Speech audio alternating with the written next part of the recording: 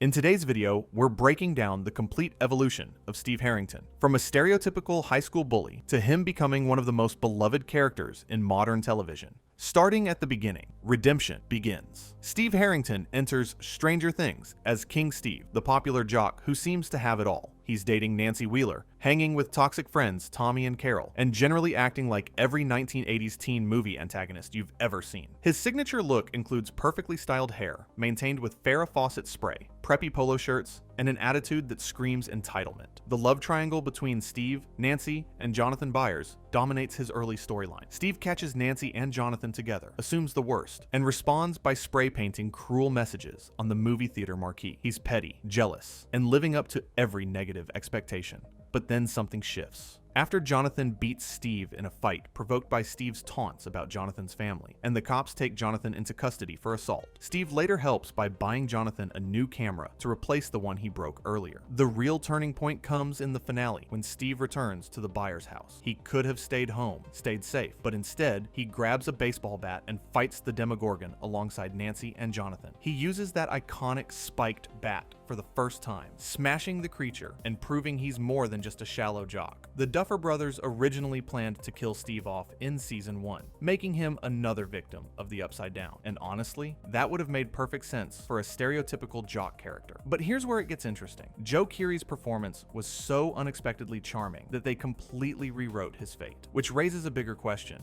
If Steve was supposed to die as a bully, what was his survival actually setting up? Because what happens in season 2 doesn't just continue his arc. It completely redefines what kind of show Stranger Things was trying to be. This version of Steve appears in the Dark Horse Comics adaptation of season 1, where the Demogorgon fight gets expanded visual treatment. The comic panels emphasize his fear, but also his determination, showing close-ups of his hands gripping the bat and his face transitioning from terror to resolve. It's the first time we see Steve as someone willing to sacrifice himself for others. Babysitter era. Steve returns in season 2 as a changed person, but life hasn't been kind to him. Nancy breaks up with him at a Halloween party, basically calling their relationship fake while drunk. It's brutal in public, and Steve handles it with surprising maturity. He doesn't lash out or try to win her back through manipulation. He processes the loss and moves forward. The breakup frees Steve to become something unexpected. When Dustin Henderson needs help dealing with his escaped Demodog Dart, Steve steps up without hesitation. Their dynamic becomes the heart of season 2, with Steve giving Dustin dating advice and Dustin hero-worshipping this older cool guy who actually treats him with respect. Steve teaches Dustin how to style his hair for the snowball dance, passing down the secrets of his signature look. However, Steve's biggest challenge comes from Billy Hargrove, the new toxic masculinity poster boy at Hawkins High.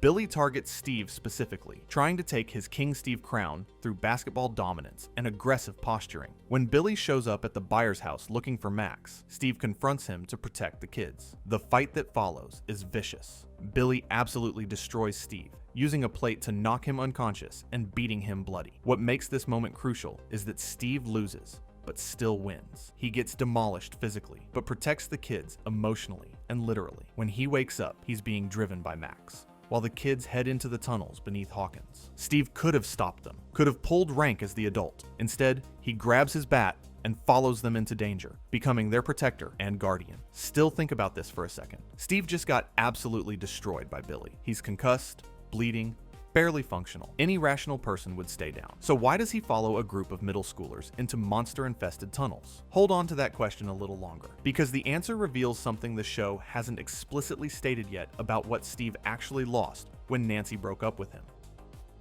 Found family.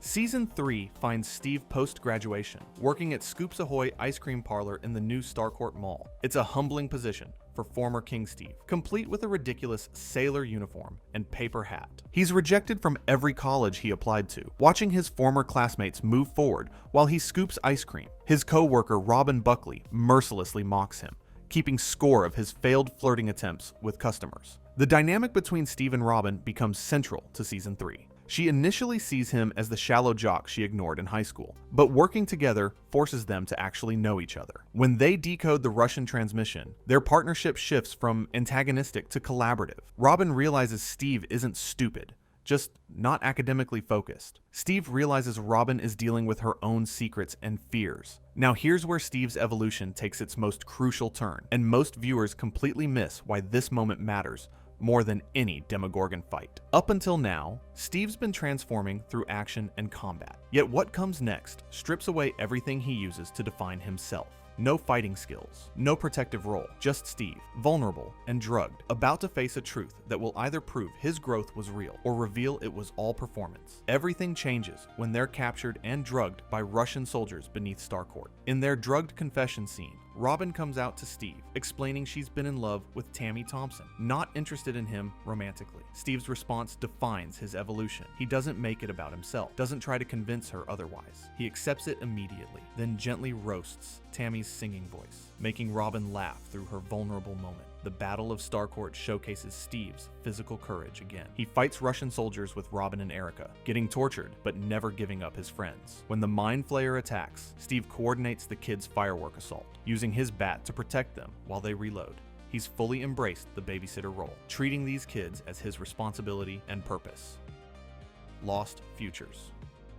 Season 4 opens with Steve working at Family Video alongside Robin, their friendship now the bedrock of his life. He's content in some ways, but clearly longing for something more. When he talks about his future, he describes a dream of 6 kids in an RV, traveling the country with a wife who loves him. It's such a specific, vulnerable confession, revealing how much Steve wants the family he never really had. The murders in Hawkins pull Steve back into upside-down danger. When Max gets targeted by Vecna, Steve immediately jumps into investigation mode, coordinating with Nancy and the kids. The old feelings between Steve and Nancy resurface, complicated by her relationship with Jonathan. Steve admits he still thinks about their future together, that his 6-kid fantasy originally featured Nancy as the wife. Then Steve gets dragged underwater at Lover's Lake. The scene is terrifying, with Steve pulled through a gate into the Upside Down and immediately attacked by Demobats. They latch onto his neck and torso, nearly killing him, before Nancy, Robin, and Eddie save him. The injuries are serious, leaving Steve with visible scars that he'll carry permanently. It's the first time Steve gets truly hurt by the Upside Down itself, not just its human agents. Despite the injuries, Steve keeps fighting. However, here's what the show doesn't tell you directly. Those scars are permanent, not just physically. Every previous season, Steve could walk away from Hawkins and rebuild his life somewhere else. Get a fresh start, escape the trauma. The Demobat scars eliminate that option. He's marked now, which makes you wonder, was this the universe's way of forcing Steve to face his final test? Because what happens in Season 5 will determine if those scars make him a survivor or a sacrifice. Dead by Daylight. Steve enters the asymmetric horror game, Dead by Daylight, as part of the Stranger Things DLC, alongside Nancy and the Demogorgon. In this context, Steve becomes a playable survivor with specific perks designed around his protective nature. Steve's babysitter perk suppresses scratch marks and blood pools of the unhooked survivor for up to 8 seconds, and reveals the killer's aura to both the rescuer and unhooked survivor for 4 seconds. It later adds a haste status effect for the unhooked survivor. Second Wind activates after healing other survivors for the equivalent of 1 health state. When unhooked, it applies the broken status effect for 20 to 28 seconds, after which the user is automatically healed from injured to healthy state. Playing as Steve in Dead by Daylight feels thematically appropriate. You spend matches repairing generators, rescuing allies, and running from killers while injured. His default outfit is the Scoops Ahoy uniform, though players can unlock his Season 1 preppy look or his Season 4 battle-damaged appearance. The game emphasizes Steve's endurance and teamwork, making him effective in coordinated groups. The interesting aspect of Dead by Daylight, Steve, is how it freezes him in a specific moment of his character evolution. He exists in this game as the established protector, the babysitter who takes hits for the team. There's no arc here, no growth to experience. Instead, players embody the Steve that emerged from Seasons 2 and 3, using his established traits to survive against horror icons like Michael Myers and Freddy Krueger. One unique gameplay element is how Steve's perks synergize with other Stranger Things survivors. Nancy's perks focus on information gathering and chase breaking, while Steve's emphasize protection and recovery. Together, they recreate their dynamic from the show, with Nancy identifying threats and Steve taking the hits. The Demogorgon as killer adds meta-tension, forcing Steve to face his original nightmare creature in endless variations. Even so, there's something darkly prophetic about Steve existing in a game where survivors are trapped in an endless cycle of death and resurrection. The entity feeds on hope, forcing players to keep trying, despite knowing they'll eventually be caught. Which brings us back to that original question. Why did Steve survive Season 1 when he was supposed to die? Keep that in mind as we look at how other games handle his character, because the answer might be hiding in plain sight. Game Mobile.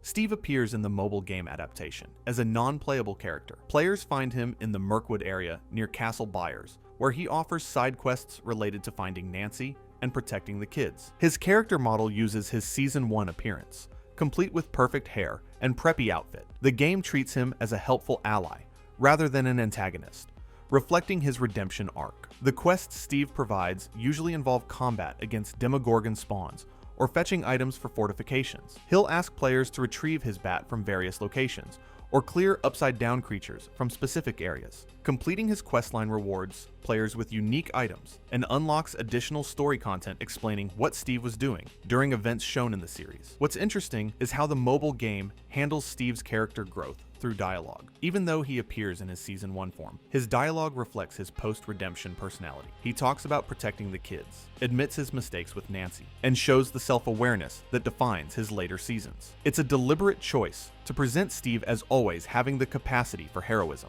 But here's the unsettling part. If Steve always had this capacity, what does that say about the person he chose to be for 18 years? Was King Steve a mask or the real him? Because the games can't answer that question. Only the show can. The game. The official game adaptation of Season 3 makes Steve a fully playable character in the co-op campaign. Players can control Steve throughout the Starcourt Mall story, using his fists and improvised weapons to fight Russian soldiers and Mind Flayer creatures. His stats emphasize strength and melee combat, with special moves that reference show moments like his fighting stance against Billy. Gameplay as Steve feels appropriately scrappy. He doesn't have guns or superpowers, just his fists, environmental objects, and eventually his trusty bat. Players bash through enemies while managing health items, recreating the feeling of Steve fighting above his weight class through sheer determination. The Scoops Ahoy uniform is his default outfit, though completing challenges unlocks other looks. The game adds side content that expands Steve's Season 3 story. Between main missions, players can complete optional quests where Steve helps mall customers, breaks up fights, or investigates suspicious activity. These moments reinforce his working-class hero status, showing him as someone who helps people even when not fighting supernatural threats. One side quest has Steve defending Scoops Ahoy from shoplifters, using non-lethal takedowns to protect his minimum wage job. The side quests reveal something crucial about Steve's psychology that the show only hints at. Between fighting Russians and the Mind Flayer, Steve helps shoplifters, mediates disputes, and solves customer problems at the mall. He can't stop being a protector, even in mundane situations. Which raises an uncomfortable question. The game forces you to confront, through gameplay, is Steve's heroism genuine growth, or is it just addiction to being needed? Keep that tension in mind, because the VR game takes this psychological thread even further. Co-op mode truly shines when one player is Steve and another is Robin, Dustin, or Erica. The game encourages combining their abilities, with Steve's combat strength covering for their weaker fighting skills, while they solve puzzles or hack terminal. It mechanically represents the found family dynamic, requiring players to work together and protect each other to survive the harder difficulties. Memes and fandom. Steve's evolution created a cultural phenomenon beyond the show itself. Fan communities adopted him as Mom Steve or Dad Steve, creating countless memes about his parenting of the younger characters. Artwork depicts him driving the kids around, making them snacks, and worrying about their safety like an anxious guardian. The babysitter nickname became affectionate rather than mocking. His hair became iconic enough to inspire tutorials, products, and jokes. Fans recreated his Farrah Fawcett spray routine, with Joe Keery himself joking about the character's grooming obsession in interviews. Halloween costumes of Steve span his various looks, from Season 1 preppy to Scoops Ahoy uniform to battle-damaged Season 4 survivor. Each version tells a different chapter of his story, but the fan theories surrounding Steve reveal something fascinating about how audiences connect with redemption arcs. People don't just want Steve to survive Season 5. They need him to survive. Comment sections fill with viewers threatening to stop watching if Steve dies, which seems extreme until you realize what Steve actually represents to fans. He's proof that people can fundamentally change, that the bully in your high school might grow into someone decent, that toxic masculinity isn't permanent. So when fans obsessively analyze trailers for clues about Steve's fate, they're not just worried about a fictional character. They're worried about what his death would say about real-world redemption. The fan theories surrounding Steve's fate in Season 5 demonstrate how much audiences care about his survival. Multiple Reddit threads analyze every trailer frame, every cast interview, looking for clues about whether Steve will die heroically or finally get his happy ending. The Duffer Brothers have remained cryptic, but Joe Keery's comments about being satisfied with Steve's conclusion have both reassured and worried fans. Fan fiction explores alternate paths for Steve, from romantic pairings to different career trajectories to scenarios where he gains powers or becomes more deeply involved in upside-down lore. The volume of fan-created content around Steve rivals that of the show's main protagonists, showing how a character originally meant to die in Season 1 became one of the franchise's most beloved figures. Steve's relationships. Every meaningful relationship in Steve's life contributes to his evolution. Nancy Wheeler forced him to confront his superficiality, breaking through his popular kid facade to reveal someone capable of genuine feeling. Their breakup hurt, but freed Steve to become authentic, rather than performing a role. When their feelings resurface in Season 4, Steve handles the complexity with maturity, respecting Nancy's agency while being honest about his emotions. Dustin Henderson might be Steve's most important relationship. Dustin sees Steve as cool and worthy of admiration, but also isn't afraid to call him out or mock his failures. Their dynamic works because it's mutually beneficial. Steve gets to be a mentor and protector, fulfilling his need for purpose. Dustin gets an older brother figure who treats his interests and feelings as valid. The snowball scene, where Steve gives Dustin dating advice, crystallizes their bond. But here's what makes the Steve-Dustin relationship particularly fragile heading into Season 5. Dustin idolizes Steve to the point of mimicking his hair and mannerisms. He sees Steve as invincible, which means Dustin has never prepared for the possibility that his hero might die. Keep that vulnerability in mind, because the way Season 5 handles Steve's fate will either validate or shatter Dustin's worldview. And the Duffer Brothers know that whatever happens to Steve doesn't just affect Steve, it affects every character who believed in him. Robin Buckley transforms Steve's understanding of friendship. Before Robin, Steve's friendships were transactional or based on social status. Robin challenges him intellectually, mocks his ego, and trusts him with her deepest secret. Steve's immediate acceptance of Robin's sexuality shows how far he's traveled from the performative masculinity of Season 1. Their friendship is built on mutual respect and genuine affection, free from romantic complications or ulterior motives. The younger kids collectively represent Steve's found family. Max, Lucas, and Erica all benefit from having Steve as a protective adult who takes them seriously. Will and Mike initially distrust Steve, but come to rely on him. Elle sees Steve as part of the extended family fighting for her. Each kid relationship reinforces Steve's new identity as someone who measures success by protecting others rather than impressing them. The subversion.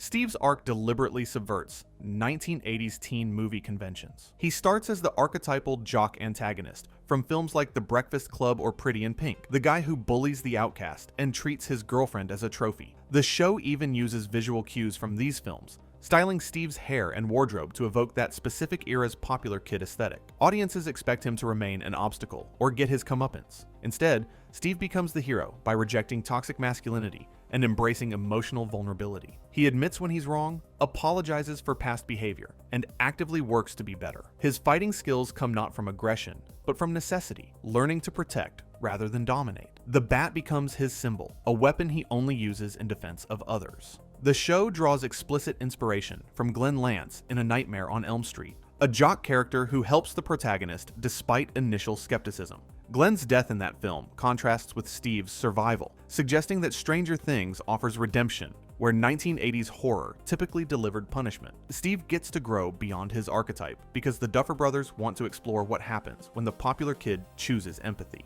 His working-class jobs in Seasons 3 and 4 further subvert expectations. Former King Steve serves ice cream in a ridiculous uniform, gets mocked by teenagers, and makes minimum wage. He stocks videos, recommends films, and does inventory. The show treats these jobs with dignity, showing Steve's willingness to work hard even when his parents' wealth could provide an easier path. Labor becomes part of his redemption, proving his worth through action rather than status. Season 5. Speculation. Season 5 promises to conclude Steve's journey, and fan theories abound about his fate. Some speculate he'll sacrifice himself to save Dustin or Robin, fulfilling the protective role that defines him. Others hope for a happy ending, where Steve finally gets the family he dreams about, perhaps with Nancy or someone new. The Duffer Brothers have confirmed major character deaths are coming, making every hero feel vulnerable. Joe Keery's comments about being satisfied with Steve's ending suggest something meaningful rather than arbitrary. Steve dying purely for shock value would undermine his entire arc. If he dies, it needs to complete his journey from selfish to selfless, showing that his growth had purpose. If he survives, he needs to achieve some version of the peace he's been chasing since graduating high school. The trailers for Season 5 show Steve in combat situations, covered in upside-down grime, clearly still fighting. His relationships with Nancy and Robin both feature prominently, suggesting those dynamics will be central to the final story. Whether Steve ends up with Nancy, remains single but fulfilled, or finds another path entirely, fans trust that his conclusion will honor the character's evolution. What's certain is that Steve's final season will test everything he's learned. The upside down bleeding into Hawkins puts everyone he cares about in danger. Steve's protective instincts will drive him to risk everything, possibly too much. But here's the real question that's been building since Season 1. Can someone who defines themselves by protecting others ever actually be saved? Or does Steve's entire arc lead to one inevitable conclusion? Because every step of his evolution has been training him for sacrifice. The bat, the Scoops uniform, the Demobat scars. Every symbol of his heroism is also a symbol of his willingness to take damage for others. So when Season 5 premieres, we're not just watching to see if Steve survives. We're watching to see if the show believes redemption requires martyrdom, or if Steve finally gets to save himself. The legacy. Steve Harrington's evolution represents something rare in television, a genuinely earned redemption arc that never feels forced or unearned. Every season builds logically from the previous, showing how experiences and relationships change him. Writers often struggle to redeem antagonist characters, either rushing the process or overcompensating with excessive suffering. Steve's arc avoids these pitfalls through consistent writing and Joe Keery's nuanced performance. His impact on other media is visible in how YA fiction and television now approaches the jock archetype. Characters inspired by Steve appear in shows and books, popular kids who reveal hidden depths and choose protecting nerds over maintaining status. The babysitter dynamic specifically has been replicated, though rarely with the same authenticity. Steve proved audiences will embrace character growth if it's handled with care. For fans who were bullied by Steve types in real life, his arc offers something cathartic. It suggests people can change, that the popular kids who made school hell might eventually recognize their cruelty and become better. It's a hopeful message without being naive, acknowledging that growth requires genuine effort and consequences. Steve loses his girlfriend, his popularity, and his easy path through life as part of becoming a hero. But there's one aspect of Steve's legacy that nobody talks about, and it might be the most important. Steve proved that supporting characters can become more beloved than protagonists without stealing their thunder. He never overshadowed Eleven or Will's stories. He never demanded more screen time or forced romances. He just existed in his role and let audiences come to him. Which raises a question. The entertainment industry still hasn't figured out why authentic side character arcs resonate more powerfully than forced main character development. The answer might explain why Steve Harrington became a cultural icon while bigger, flashier characters faded into obscurity. The character also provides a positive representation of male friendship and emotional openness. Steve cries, admits fear, seeks comfort from friends, and expresses love platonically without shame. In a genre often dominated by stoic masculinity or nerd underdog narratives, Steve occupies a unique space as the former popular kid who learns to be vulnerable. His friendship with Robin especially challenges traditional gender dynamics in friendships. Broader themes. Steve embodies Stranger Things' central theme of found family. His biological family is absent and seemingly dysfunctional, leaving Steve emotionally isolated despite material privilege. The party, Robin, Nancy, and even the adults like Hopper become his real family, chosen through shared trauma and genuine care. Steve finds purpose not in blood relations, but in protecting the people who see his true self. This connects to the show's broader message about outsiders and misfits forming communities. The party consists of kids bullied for being nerds, Will targeted for being perceived as different, Max dealing with abuse, and Eleven struggling with her powers.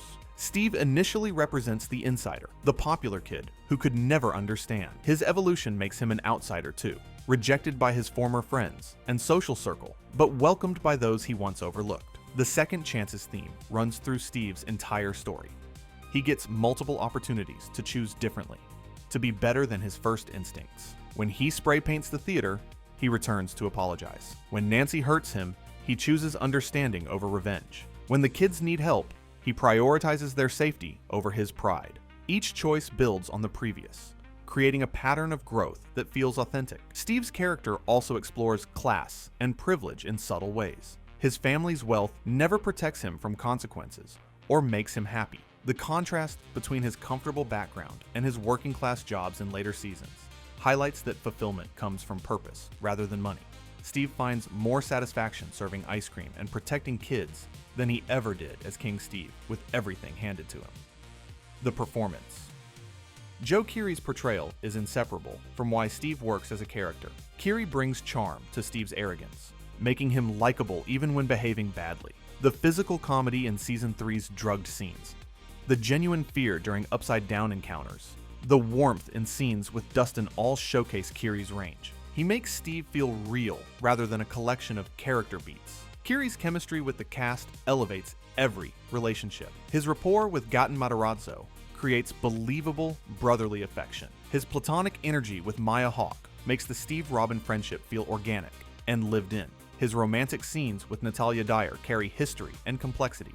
Keery understands Steve deeply enough to find new layers each season while maintaining consistent core traits. The actor's own personality seems to bleed into Steve in positive ways. Keery's known for being gracious in interviews, supportive of castmates, and humble about his success. These qualities inform Steve's later seasons, where humility and support for others define him. Keery also advocated for Steve's survival, understanding the character's importance to fans, and arguing for meaningful rather than gratuitous endings. His physical performance deserves recognition too. Keery does his own stunts where possible, bringing authenticity to Steve's fights and injuries. The way he moves evolved across seasons, from confident swagger in Season 1 to weary determination by Season 4. Watch his posture around kids versus adults, how he uses his height to be protective rather than intimidating. Small choices like these make Steve feel like a complete person. Cross-media consistency. One challenge with expanding characters across multiple media is maintaining consistency. Steve appears in live-action television, static comics, mobile games, console games, and VR experiences. Each medium has different constraints and opportunities, yet Steve's core traits remain recognizable. Whether reading a comic or playing Dead by Daylight, fans encounter the same protective, self-sacrificing, slightly goofy hero. The comics achieve this through dialogue and internal monologue that mirror his show voice. Even without Joe Keery's performance, readers hear Steve's cadence and humor in the word balloons. The artists capture his expressions, particularly the way his face shifts from cocky smirk to genuine concern when friends are threatened. Visual consistency in his hair, clothing, and bat ensures immediate recognition. Games face different challenges, translating narrative traits into gameplay mechanics. Dead by Daylight's solution is elegant, making Steve's protective nature literal through perks that help teammates. Players embody his selflessness by taking protection hits and rescuing allies. Stranger Things 3.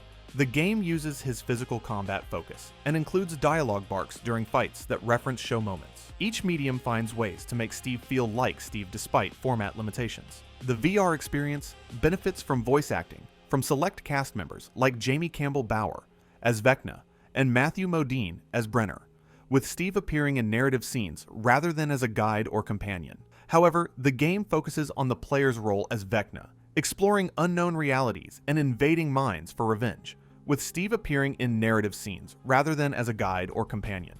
The immersive nature of VR emphasizes Vecna's perspective, making encounters with characters like Steve feel tense and antagonistic rather than supportive. Unanswered questions. Despite 4 seasons and numerous tie-in materials, aspects of Steve remain mysterious. His parents stay largely absent, mentioned but never shown beyond brief references. What exactly does his father do? Why does his mother travel constantly? How did growing up with absent parents shape Steve's need for validation, and later his desire for a large family?